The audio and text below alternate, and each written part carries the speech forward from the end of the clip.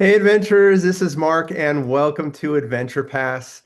Today is Throwback Thursday and we are going to talk about a hidden, long lost gem from Disneyland, and that is the Starcade. Now, if you grew up going to Disneyland in the 80s, in the 90s, and in the 2000s, there's a good chance you remember this place. And honestly, for a lot of Disney fans, the Starcade wasn't just an arcade. It was the arcade with the lights, the noise, the futuristic sounds of Tomorrowland. Starcade made you feel like you truly stepped into another world. And today, I just wanted to kind of talk about that memory and that experience about Starcade, why it was so special, what happened to it, and why Disney fans are still talking about it today. And also, if you have a chance to go to Disneyland, the original Starcade sign is still there, right at it, right when you exit Star Traders. If you're facing Star Traders, it's on your left-hand side. It still says Starcade. So the original sign is still there. So Starcade, right, opened up in 1977 at Disneyland. Uh, think about this for a second. So this was a time during the golden age of arcades, as we call it. Video games were exploding in popularity. The future felt exciting, and Disney basically said, you know what? What if we built an ultimate futuristic gaming space inside Disneyland? And guess what? They did. They absolutely did it, and they created Starcade, and they delivered. You'd walk inside Starcade, and I remember you can hear the arcade machines going off. You could hear the tokens coming out of the machines, people cheering. There were glowing lights everywhere. There was music. It felt alive, and it was such an amazing place. And I still remember it very clear to this day. And arcades weren't something it was something you didn't um, casually, excuse me, get to experience.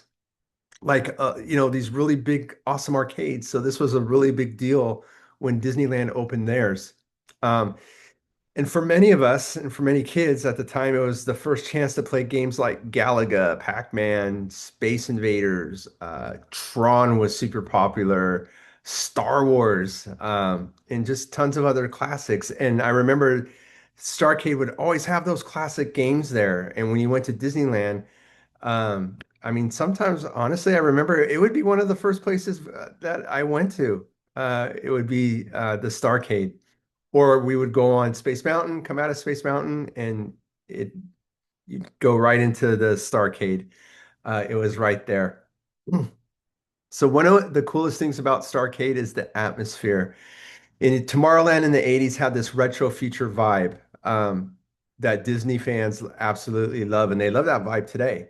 Uh, Everything had the glowing lights, and they had the chrome and the synth music and the future city energy, and you'd come off Space Mountain, and you would head upstairs or downstairs into this arcade. You couldn't miss it. You'd see it, and you're like, "Come on, let's go. We're gonna hang out for an hour or two." Um, this kind of became a tradition not only for me, but for myself and my friends, as we would, make Starcade a routinely stop when we went to Disneyland. Uh, and we'd go in there, especially during the busy days when the park was super busy. We'd take a break and we go to the Starcade for an hour, sometimes two. Or if it was hot during the day, we'd go right to Starcade. It was just a great spot to hang out. Even at nighttime, it was fantastic. Um, but over the years, right, the home gaming consoles became very popular, and yeah, Starcade started to eventually die down, and by the 2000s, it wasn't quite the same as it was from back in the 80s. And then it eventually Starcade just disappeared, right? Now, again, parts of the space of Starcade, it exists above Tomorrowland, where Space Mountain is. It's actually part of the Space Mountain queue now. And then at the bottom, you can see the Starcade entrance sign, and that space is used for special events, or or I've seen on occasions where they hand out badges and things like that. But that's pretty much it. Um, if Disney reopened this Starcade today, with the classic arcade machines, the synth music, and the neon lighting, and the Tomorrowland energy, I honestly think it would be packed. I think that people would flock to it. They would love it. Um, it would be that atmosphere that drives everyone back to it. That generation, even the new generation today. But I want to hear from you. What do you think? Did you ever experience Starcade at Disneyland? And what games do you remember playing in Starcade if you did?